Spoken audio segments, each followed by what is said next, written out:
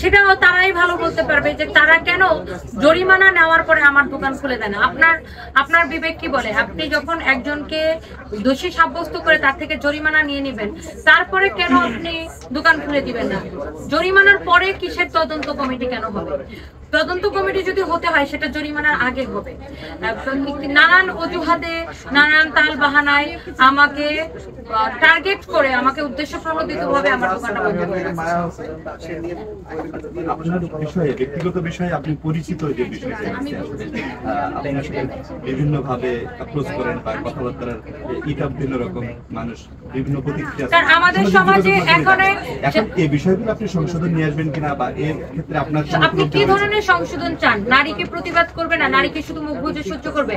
আপনার নারী কি শুধুমাত্র আপনি কোন ধরনের প্রতিবাদ করবেন? কোন ধরনের? সবসময় আমাকে বুলিং করা হয় আমার ব্যক্তিগত বিষয় নিয়ে।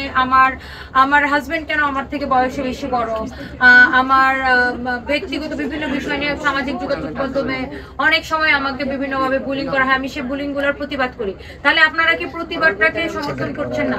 অবশ্যই এই সমাজে কোনো নারী যদি মাথা উঁচু করে দাঁড়াতে চায়, তাকে প্রতিবাদ করে দাঁড়াতে আমি মনে করি। কৃতজ্ঞতা জানাই যিনি বাংলাদেশের বিচার ব্যবস্থাকে এতটা স্বচ্ছ রেখেছেন।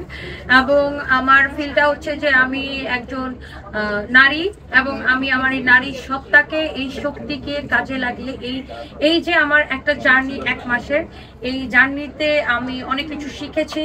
আমার মানসিক শক্তি আরো দ্বিগুণ বেড়ে গেছে। আমি এটাকে কাজে লাগিয়ে আমার সানবিজ বাই তনিকে আমি পৃথিবী ব্যাপী রিপ্রেজেন্ট করতে চাই। আচ্ছা, আপনি বাংলাদেশকে রিপ্রেজেন্ট করতে চাই সানবিজ বাই তনির মাধ্যমে। আচ্ছা, আপনি বলেছেন যে আপনার এসবের পাশাপাশি আসলে আপনাকে নিয়ে কটূক্তি করেছে, আপনার পোশাক নিয়ে কটূক্তি করেছে। এটা আসলে শুধুমাত্র আপনি বা একজন নারী উদ্যোক্তার কিন্তু এটা অপমান। এই বিষয়টা আসলে কিভাবে আপনি?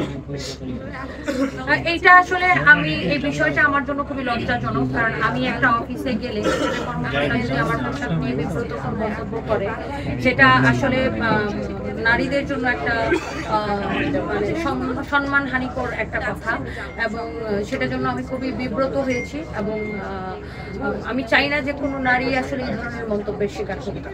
আচ্ছা, আমরা দুজন ধরে জেনে এসেছি যে